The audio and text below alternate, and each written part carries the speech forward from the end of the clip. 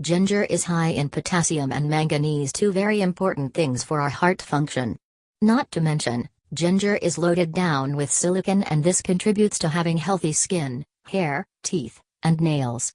It is overflowing with many different vitamins and important things like sodium, iron, zinc, beta-carotene, etc. A study published in the Journal of Natural Products found that crude ginger extracts and gingerol derivatives could prevent joint inflammation.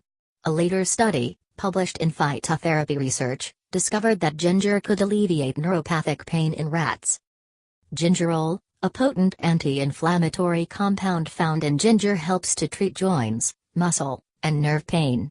Ginger has also been scientifically proven to help prevent migraine headaches when taken regularly. Ginger is good for migraines, joint pain, heartburn, muscle aches, and many different things. Drinking ginger water a few times a day could have you feeling better than ever. Ginger water. 3 inches of fresh ginger root. 5 cups of water.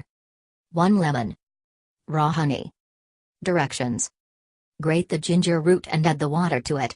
Squeeze the lemon onto this mixture and add in the raw honey. Be sure to use as much or as little honey as you'd like. Then strain and drink throughout your day.